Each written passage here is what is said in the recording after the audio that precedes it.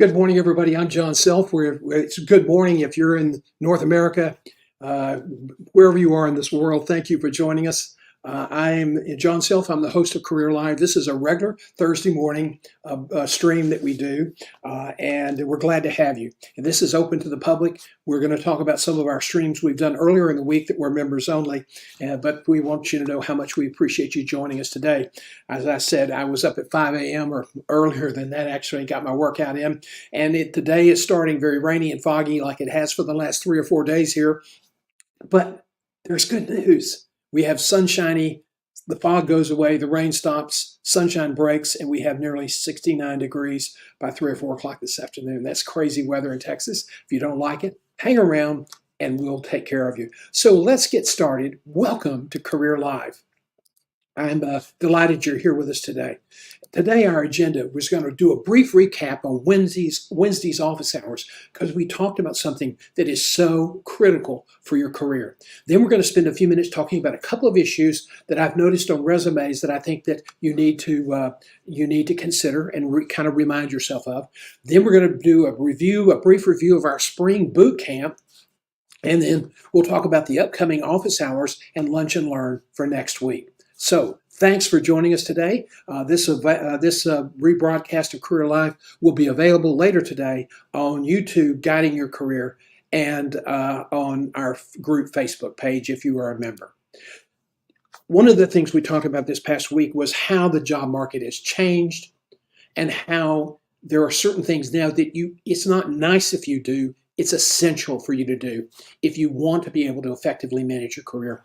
And I thought this quote from an executive when I was preparing the broadcast for Wednesday morning, or the stream, excuse me, she said, I never went through an ordeal. I never want to go through like an ordeal like I did for this. And she was in a job search. It was awful. So much anxiety, sleepless nights, even recurring nightmares of being homeless. 39-year-old executive, well-educated, never thought she would be in this situation. So what the heck is going on? Well, first of all, for the last 2 years, executive and management job opportunities are declining. And in that area, that whole sector, that whole cohort of people, there are fewer jobs. And so consequently, the competition is intensifying. I mean, we can describe it essentially as hyper-competitive. You know, when you take a job, one of the rules of being an executive is you want to get some early wins to really reaffirm your commitment to the board, reaffirm your commitment to your employee group or your team members. And we talked about picking the low-hanging fruit. Well, guess what? Because the competition is now so intense for management and executive jobs, 100, 200, 300, 400 people is not uncommon for some of the really good jobs. Employers now are looking for the high-hanging fruit. So the other thing you need to consider is if you're in a job and you're not currently in a job search, you still have to manage your career proactively and find those skills that you can develop that will enhance your unique competitive statement and really improve your unique competitive value. Why? Because companies are going for the high-hanging fruit, and good enough may not be good enough. In the job search market, we talked a lot about networking and the critical importance of building a professional network. And the question you have to answer, and we talked about this in great detail in the Wednesday morning office hours, which was basically steps to enhance your career. Do you want an algorithm deciding your future? Or would you rather have a human being, someone that knows you, trusts you, likes you, and is willing to go to bat for you? Is that the better way to do a job? Well, let me tell you something. One of the things we talked about was that if you're going to rely with online applications, if that's what you want to do, first of all, you're going to miss out on 60 to 70% of all the jobs because a lot of those jobs are not ever posted. And then if you want a job, a lot of people say they've made as many as 60 to 80, some people over 100 applications online for management and executive positions to get 1 or 2 offers. Is that what you want in your life? These are the kinds of things we talk about in our members-only live streams. Now, one of the things that we also talked about was that career management is not just looking for a job. It's more than looking for a job. Most people, though, the only time they talk about career management is when they want to make a change. Well, that's career transition. That's not career management. In order to have an effective career transition, you have to manage your career now more than ever before. And the statistics really support this. Networking is not about a job search. It is about building relationships. If you lose your job and that's when you start networking, you know what you're going to be doing? It's called begging networking. In other words, please help me find a job. I lost my job. Please help me. People hate that. And they won't return your calls. And they won't be a good relationship because you were not fair to them. You did not invest your time to build a relationship, and so they're not going to be inclined to help you. And I see that a lot in my business. So let's go back and talk about how you can get access to a lot of the information we're sharing with our members. First of all, you can go to johngself.com and click the Your Career Community Gateway button on the right side of the web page. Click the membership descriptor box in the center of the membership page. And then to join, and you can get immediate access to all of our complete online course portfolio. I think there's 11 or 12 courses, hours of information with slides and other illustration. You will also get access to our membership live weekly streams. There's usually every week, the first and the third week, there are 3 streams. The second and the third week, the first and the fourth week, there are 3 streams. The second and third week, there are 2 streams. But we talk about issues that are relevant to your career, ways that you can improve your job search, your career management, and boost your career. So we encourage you to come become members of your career community. The cost is $49 a month. Now, here's the deal. If you give us 2 or 3 months, but if you don't think we're adding value to your career, then you can cancel. You have no obligation to pay further. Just take cancel your account, take your payment information off your record, and we'll be done. So what we have to do is earn your support and be the kind of value delivery company that you want to build our membership program. This is something we really believe in. It's going to be more and more difficult to manage your career because things are changing so fast. And AI is part of the reason that this whole notion of career management is accelerating. So what we're going to try to do in this group is for every month is provide you newsletters and streams that will help you stay current so that if something does happen or you see an opportunity where you want to advance your career, you're up to date on the latest information. So we hope you'll consider joining us at johngself.com. It is tough, and people have talked about how many people they are competing against, and it's routinely the average odds on an online application are 150 to 1. That's why we spent so much time on Wednesday talking about a step-by-step approach to build a network. A lot of people don't do networking because they're afraid they're going to make a mistake or they're afraid they'll be rejected. And that's just not the case. It's all about making friends. It's not finding a job. It's about building relationships, and that's the key. If you just are looking for a job and that's why you're networking, that's transactional. That's not relational, and it's not as effective, and you won't be as well received, and you don't need to do this. You don't need to wait till it's too late. You don't need to end up having to sit on the side of the road trying to flag somebody down asking for a job, as this young lady is. It's important that you prepare ahead. You can't network a week before you get fired or a month before you get fired or really 6 months before you get fired. Okay? Networking is a marathon. It's a relationship process. And that's the way you will find better jobs. Every Wednesday, right now it's at 4 p.m. in the afternoon, we host office hours. And it basically is a meetup of people, and we talk about things that are going on in the job market and provide tips to help you improve the process. And we want to get more and more people into our group to get their input and to have them be active participants in these live streams. Okay, now let's shift gears for just a minute and talk about a couple of things that keep coming up on the resume. It's, you listen to some of these experts on YouTube, and they're really some great people, really knowledgeable. But they keep talking about you want your resume to look really good so it's visually appealing. Listen, 95% of the companies, if you're applying online, and that's the way the most people do apply for jobs, 95% of the companies are using applicant tracking systems, either one that's embedded in their system or they have a contract service that they use. Formatting is important to get through the ATS. Applicant tracking systems don't like fancy resumes with multiple columns and a lot of color and a lot of boxes and text boxes. That gets you eliminated more than anything else. But you also have to provide content that sells your unique value. It's not meeting the job specifications, is you also need to enhance or to explain why you exceed the job specifications. Remember, they're going for the high-hanging fruit. So we advise our clients to use a simple, clean style, easy for ATS to scan, and for recruiters to read. I just saw a format of the other day, and I won't say who produced it or who it was for, obviously, but it was almost wall-to-wall, almost no margins, 10-point type. And this person is supposed to be a resume expert. I'm not a resume expert, and I don't claim to be. I'm a former recruiter who's looked at thousands and thousands of resumes to employ people, not to design something that would be sexy. And I don't care how many initials you have after your name, whether you're a hospital CEO and you're a fellow in the American College or you're anything else. It may show that you have knowledge, but it doesn't necessarily mean you execute.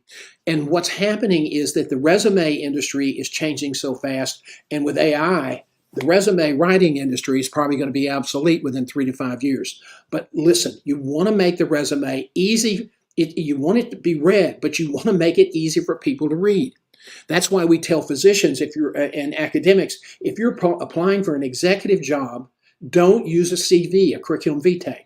A curriculum vitae is not a resume. A resume is a chronological review of your jobs and, most importantly, your significant accomplishments. So when you do put in accomplishments, please, please, please, pay attention to the advice that we give about mixing the two. Content is king. Your title and scope of responsibility are really important you really want to focus on that. You don't want to have a lot of verbiage, maybe 2 or 3 or 4 inches of verbiage on your scope of responsibility. You want to cover the waterfront, but you want to make it easy and quick to read, because it's your first interview. It's not your life story. Every bullet should be quantifiable and emphasize your unique value, okay? Be careful what symbols you use in your resume. Some applicant tracking systems, they don't like percentages. They can't read the greater than or the less than. Sometimes they foul up when they read the B instead of a billion or an M for million. So spell it out. And don't mix your scope of responsibility statements with your achievements. Everything in a dot point should be quantifiable if at all possible. And if you can't quantify it with numbers, quantify it with verbiage, okay? So those are some things that we want to urge you to pay attention to with your resume. Now, one of the things I also recommend is that you download a free grammar or a more sophisticated spell check that's in the computer. I will give I don't like Microsoft as a general rule, but I will give Microsoft some due credit here. They have an editing function in the later versions of their Microsoft Word that's reasonably decent. I also recommend you download the free version of something called Grammarly, because it will catch mistakes, whether it's you left out a hyphen or your spacing's wrong or you missed a period and put a comma. Things that happen. Life happens when you're doing resumes. I looked at one from a professional resume person. Another one came in, and it had been done by a professional certified resume writer, and there were over 80 issues according to Grammarly. So it's a great thing to have. They're going to be trying to sell you the subscription version and the premium version. You can use it for free, and that's something I urge you to do, because if you have too many mistakes, the ATS will kick you out. Okay, so remember, title and scope of responsibility are important. We're not interested in your life story. We're interested in a succinct, comprehensive explanation of what you did. So talk about the most important things. Every bullet should be quantifiable and emphasize your unique value. And don't mix your scope of responsibility statements like, I led a team of people who responded to the COVID crisis. Okay, great. What's quantifiable about that? And you see stuff like that in bullets all the time. You're trying to get the computer or recruiter to call you to set up an interview. So use information that's going to trigger them to want to hire you. Remember, they're going for the high-hanging fruit today, not the lower average stuff. So you have to emphasize your unique value. Now, let's move on to something. We've been talking about this for a while. We are now really moving into full gear on scheduling our spring boot camp. We are not yet set the date. It will be in April. It will be a Saturday morning. It'll be about 2.5 to 3 hours, and we're going to cover the entire scope of career management and job search. We won't be able to get into all the nitty-gritty details, but it'll be more in-depth, more insightful than you get from a weekly office hours or our lunch and learn. So we encourage you to watch for the enrollment. It will be about 3 hours. It will be a Saturday morning. If you're a career community member, it will be free. If you're a non-member, we will have a registration set up on our site, and the cost will be $49. Registration will open in February. And we're not sure yet which avenue we're using, whether we're going to be using Zoom or we will be using this format. We'll let you know when we move a little bit further. This is the first boot camp I've done myself. I've helped produce others, and so it's going to be a lot of fun. We're looking forward to it. We may even have a couple of guest speakers. Lunch and learn. We really want to promote networking. We want to promote interconnectivity with our group. And this is all about who do you trust, what and who do you trust? Do you want to trust that computer algorithm, or do you want to build relationships with people who care about you, who trust you, and who think you do a good job? That's the whole point of what we're trying to really promote here in your career community. We want to build a community where people feel like sharing their experiences, and where you can learn the latest information. And we finally are ready to launch our newsletter. We have been talking about this since before the cows were born. You know, the old expression, he talked until the cows came home. Well, we've talked a lot about it. We've now kind of figured out a distribution channel and how we're going to do this. So then that first one will come up, and we will try to do it initially monthly, but it will probably be twice monthly to weekly once we get everything organized and the flow of information moving. But we offer a variety of things in your career community. The first and fourth Tuesday at lunch, 11:30 a.m. Central Time, we have lunch and learn. It's about 45 minutes. If you're brown bagging in your office, you can watch it live. If you're a member, these things are then left on our group page. And you can then go back and play them. So office hours right now is currently every Wednesday at 4 p.m. Central Time. But if that's not the best time for you to join us, give me some feedback what time works best. This past week, we tried 9 a.m. as a members-only event. We hope that you'll become a member and get full access to these. These member-only events stream on our Facebook page, Guiding Your Career.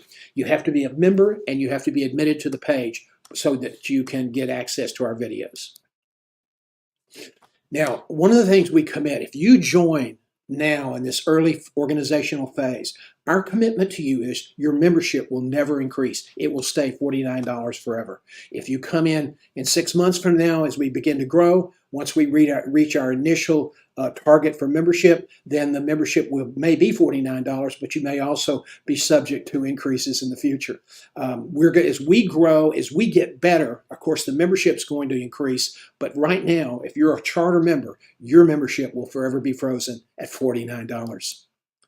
So we hope that you join us. We are here for you, and emphasize the word "we" because the Grammarly didn't work on these slides. And I'm not sure why, but anyway, this is a PowerPoint presentation, and Grammarly does not work on PowerPoint. So we want you to join us. We really do appreciate your involvement. And if you have any comments or questions, we hope that you'll put them in the box below.